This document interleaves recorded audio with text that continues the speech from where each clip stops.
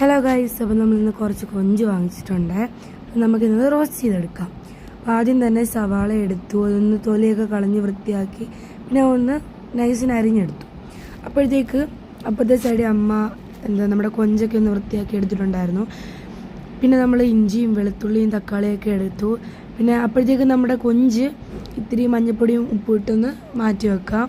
അത് ഗ്യാസ് ഓണാക്കിയിട്ടൊന്ന് വെച്ചാൽ ഒരു പകുതി വേവാവുന്നത് വരെ നമ്മൾ ഇഞ്ചി വെളുത്തുള്ളിയൊക്കെ ഒന്ന് അരച്ചെടുത്തു, പേസ്റ്റാക്കി എടുത്തു. അതൊക്കെ പകുതി വേവായി കഴിയുമ്പോഴത്തേക്ക് ഞാനൊരു ചീനിച്ചട്ടി എടുത്തിട്ട് അതിനകത്തേക്ക് എണ്ണ ഒഴിച്ചു, കുറച്ച് ഉലുവ ഇട്ട് കൊടുത്തു, പിന്നെ കടുക് ഇട്ട് കുറച്ച് പെരിഞ്ചീരകം കൂടി ഇട്ട് കൊടുക്കുന്നുണ്ട് കേട്ടോ. അപ്പോൾ അതെല്ലാം കടുകൊക്കെ ഒന്ന് പൊട്ടി വരുന്ന സമയത്ത് കുറച്ച് കറിവേപ്പിലയും കൂടെ നമുക്ക് ആഡ് ചെയ്ത് കൊടുക്കാം. ഇപ്പോൾ കറിവേപ്പിലയൊക്കെ ഒരു കളറ് മങ്ങി ഇങ്ങനെ വരുമ്പോഴത്തേക്ക് ഉള്ളി ഇട്ട് കൊടുക്കാം കേട്ടോ നമുക്ക്. അപ്പോൾ ഉള്ളിയൊക്കെ ഇട്ട് കൊടുത്ത് നല്ലോണം ഇളക്കി കൊടുക്കുക. അതിന് ശേഷം ഉപ്പ് എടുക്കുക കേട്ടോ. ഉപ്പൊക്കെ നമ്മൾ അതിനകത്തേക്ക് ഇട്ട് കൊടുക്കുമ്പോഴത്തേക്ക് നല്ലോണം ഒന്ന് വാടി വരും. അങ്ങനെ വഴണ്ട് വരാൻ വേണ്ടിയിട്ടാട്ടോ ഉപ്പിട്ട് കൊടുക്കുന്നത്. നല്ലോണം ഒന്ന് ഇളക്കി ഒന്ന് യോജിപ്പിച്ച് ഉപ്പൊക്കെ ഒന്ന് എല്ലായിടും ആയി കഴിയുമ്പോഴത്തേക്ക് ഇത്തിരി ഒന്ന് കൂട്ടി വെച്ചിട്ട് ഇത് ഒരു ലോ ഫ്ലെയിമിലൊക്കെ ഇട്ടൊന്ന് കുക്ക് ചെയ്തെടുക്കാം. അപ്പോഴത്തേക്ക് ഞാൻ ഇതൊക്കെ ഇങ്ങനെ വെച്ചിട്ട് ഞാനൊന്ന് മൂടി വെക്കുന്നുണ്ട്. അപ്പോൾ ഇതിനകത്ത് നമ്മൾ ഉള്ളിയും അതൊക്കെ ഇട്ടു. അതിനുശേഷം ഞാൻ പച്ചമുളക് കൂടി ഇട്ട് കൊടുത്തിട്ട് മൂടി വെച്ചു. അപ്പോൾ പിന്നെ ഇത് കുറച്ച് കഴിഞ്ഞിട്ട് എടുത്ത് നോക്കിയപ്പോൾ നല്ലോണം ഒരു സവാള വഴണ്ട സ്മെല്ലൊക്കെ വരുന്നുണ്ടായിരുന്നു. പിന്നെയും കളറായി. പിന്നെയും ഞാനൊന്ന് മൂടി വെക്കുന്നുണ്ട് കുറച്ച് നേരം കൂടെ ഒന്ന് വേവാൻ.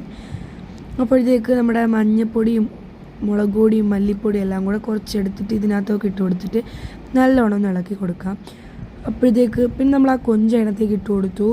ആ കൊഞ്ച് ഇട്ട് കൊടുത്തതിന് ശേഷം കുറച്ച് കുരുമുളക് പൊടി ഇട്ടു, കുറച്ച് ഗരം മസാലപ്പൊടി ഇട്ടതിന് ശേഷം നല്ലോണം ഇളക്കി കൊടുക്കുക. എന്നിട്ടൊന്ന് മൂടി വെക്കാം. അപ്പോൾ കൊഞ്ചിൻ്റെ കൂടെ നമ്മളിന്ന് ചപ്പാത്തി കേട്ടോ ഒഴിക്കുന്നത്. അപ്പോൾ ചപ്പാത്തി എടുത്തു ഞാനാട്ടോ ചുടുന്നത്. അപ്പോൾ ചപ്പാത്തിയൊക്കെ ചുട്ടുകൊണ്ടിരിക്കുകയാണ്. ചപ്പാത്തിയൊക്കെ ചുട്ടു, നമ്മളിനി കഴിക്കാൻ പോവാണ്. നല്ല മണം വരുന്നുണ്ട് കൊഞ്ചിനകത്തുനിന്ന്.